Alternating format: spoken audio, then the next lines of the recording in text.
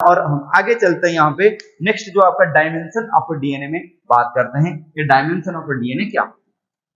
कुछ फैक्ट्स यहाँ पे देखेंगे डायमेंशन ऑफ डीएनए, कुछ फैक्ट्स हैं। जो टिपिकल डीएनए होती है उसमें जो उसका जो विड्थ होती है यहां से लेकर यहां तक, ठीक है, जैसे मैंने बोला पानी टंकी को चढ़ने के टाइम में जो रेलिंग है, दो रेलिंग के बीच में डिस्टेंस तो हमेशा इक्वल ही रहेगा ना, या दो एक सीढ़ी है, मान लो एक लैडर है, उस लैडर में, ठीक है, ये आपका स्टेप्स है, ठीक है, इन दोनों के बीच में डिस्टेंस हमेशा क्या रहेगा, इक्वल ही रहेगा। That is the width of DNA या डायमीटर ऑफ डीएनए कितना होता है ना, 20 एंगस्ट्रॉम। तो यहाँ पे डीएनए का विड्थ क्या होती है, विड्थ कितना होता है, 20 एंगस्ट्रॉम, राइट। नेक्स्ट, अब एक चीज यहां पे ध्यान से याद देखना है, हमारा स्ट्रैंड यहां से स्टार्ट हो, जो पानी टंकी का जो सीढ़ी है यहां से स्टार्ट हुई, स्टार्ट होने के बाद ऐसे घूम के ऐसे एग्जैक्ट इसके ऊपर पहुंचा, तो मतलब एक कंप्लीट टर्न हुआ, ठीक है, एक टर्न कंप्लीट हुआ, सर्कल कंप्लीट हुआ, फिर स्टार्ट हो, मतलब यहां से लेके जैसे एग्जैक्टली इसके ऊपर पहुंचा तो 360 डिग्री कंप्लीट हो चुका है रोटेशन वाइज, ठीक है, और यहां से लेके इधर आके पहुंच चुका है, this is called as complete turn, ठीक है, वन टर्न, ठीक है। तो मतलब यहां से लेके यहां तक ये आपका क्या होती है, एक कंप्लीट टर्न होता है, this is one turn. One turn बोली जाती है या वन पिच बोली जाती है, जो वन टर्न या पिच, एक टर्न या एक पिच का विड्थ कितना होगा, 34 एंगस्ट्रॉम, याद रखना। एक टर्न जो है यहां से लेके यहां तक जो एक टर्न है उसका विड्थ कितना है, 34 एंगस्ट्रॉम, राइट। अब बात करते हैं कि एक टर्न के अंदर ऐसे आपको कितने स्टेप्स देखने को मिल रहे हैं, बोलोगे सर ऐसे 5 स्टेप हमें देखने को मिल रहा है, यहाँ पे 5 स्टेप देखने को मिल रहा है, नीचे तो टोटल मिलाकर कितना है, 10 स्टेप्स हैं। मतलब एक पिच या एक टर्न के अंदर कितने बेस पेयर होंगे, बेस पेयर का मतलब क्या होता है, ANT1 base pair, nitrogenous base तो है ये दोनों, और ये पेयरिंग बन गया कंप्लीमेंट्री बेस पेयरिंग, ये साइटोसाइन गुआनाइन ये एक बेस पेयर है, थायमाइन एडेनाइन ये एक बेस पेयर है। तो अगर यहाँ पे एडेनाइन होगा तो यहाँ पे थायमाइन होगा, यहाँ पे साइटोसाइन है तो यहाँ पे गुआनाइन होगा, तो ये आपका हो गया बेस पेयर, ये दूसरा बेस पेयर, तीसरा, चौथा, पांचवा, छठा, सातवां, आठवां, नौवां, 10वां। तो यहाँ पे कितने बेस पेयर हैं, 10 बेस पेयर हैं। एक टर्न में कितने बेस पेयर हैं, 10 base pair.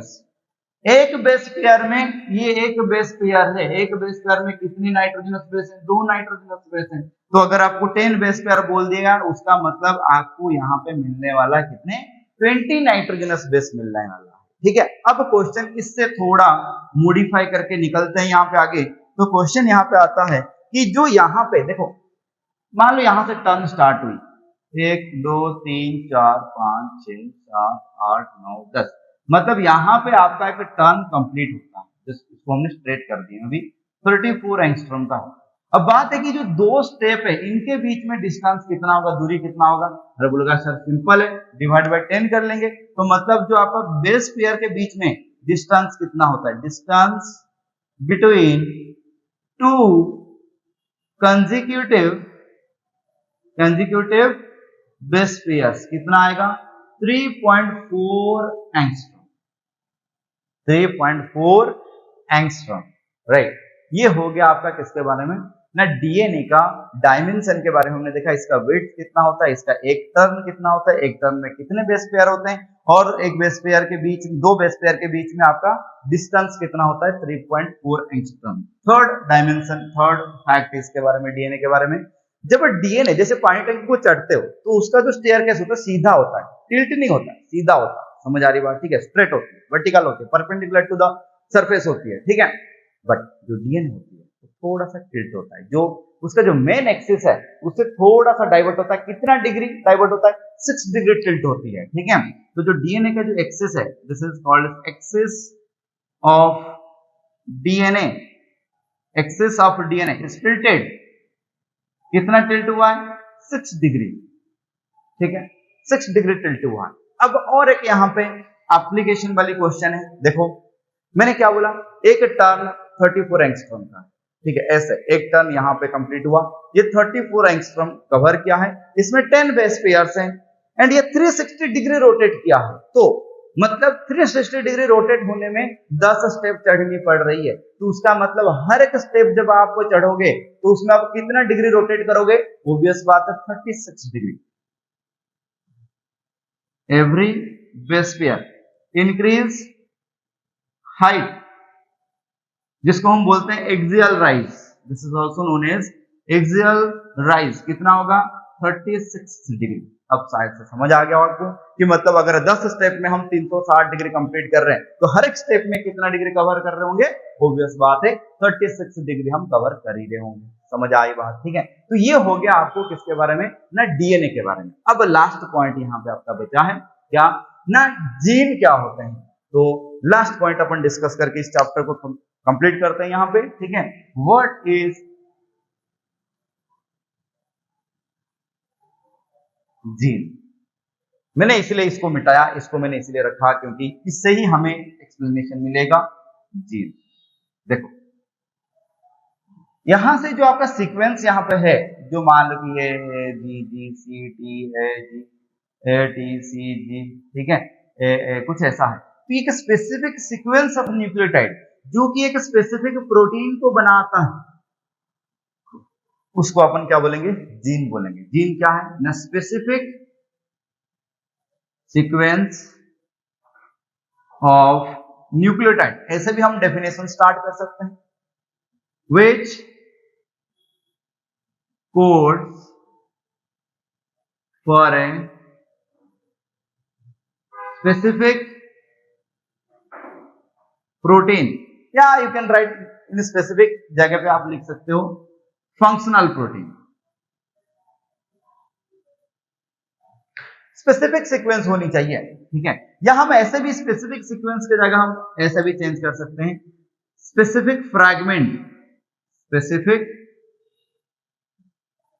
Fragment of DNA. But हालांकि ये वाला जो होता है मोर एप्रोप्रिएट होता है, मोर मतलब साइंटिफिक होता है, ठीक है।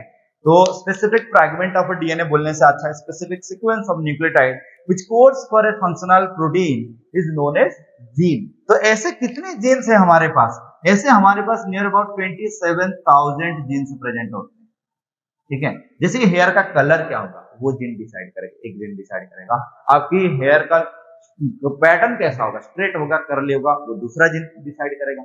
आपका स्किन का कलर क्या होगा, वो 3 जीन है वो डिसाइड करेंगे, मिलकर 3 जीन मिलते हैं। मतलब हमारे पास ऐसे कैरेक्टर्स हैं which are controlled by one gene as well as there are some characters which are controlled by more than one gene also, ठीक है। बट आपकी जो जेनेटिक्स जो पढ़ेंगे तो उसमें सिर्फ हम कवर करने वाले हैं कि मतलब उसमें मेंडेलियन इनहेरिटेंस पढ़ेंगे तो उसमें सिर्फ एक जीन से एक ही कैरेक्टर कंट्रोल होता है, ऐसे हम चीजें पढ़ेंगे। 11th-12th में आप पढ़ोगे कि मतलब जैसे कैसे एक जीन कई सारे कैरेक्टर को कंट्रोल करता है और एक कैरेक्टर कई सारे जीन से भी आपका कंट्रोल होते हैं, वो आपका एक्स्ट्रा पार्ट है, वो आप 11th-12th में पढ़ोगे। अभी अपन बात करें 27,000 जीन होती हैं, जैसे कि आपका स्किन का कलर क्या होगा, ईयर लोब फ्री होगा क्या अटैच होगा, नोज का लेंथ क्या होगा, आईज का कलर क्या होगा, हेयर का कलर क्या होगा, हेयर का पैटर्न कैसा होगा, ठीक है। आप टंग को रोल कर सकते हो कि नहीं कर सकते हो, वो सब ऐसे मिलाकर कुल मिलाकर ओवरऑल कितना है टोटल 27,000 जीन्स हमारे पास प्रेजेंट होते हैं, ठीक है। तो आज हमने स्ट्रक्चर ऑफ अ क्रोमोसोम पूरा मतलब जो आपका 10th आईसीएससी का जो पहला चैप्टर है, सेलिना में सेकंड चैप्टर है, बट पहला जो सेल वाला चैप्टर वो तो हम स्टार्ट नहीं करते, वो तो 9th में पढ़ा हुआ है, तो बेसिक चीज है। तो सेकंड चैप्टर जो है स्ट्रक्चर ऑफ क्रोमोसोम, ये आज हमने यहाँ पे कवर किया है, ठीक है। तो अगर आपको कुछ डाउट्स है आप कमेंट सेक्शन में आप बता सकते हो। थैंक यू, जय हिंद, जय भारत, धन्यवाद।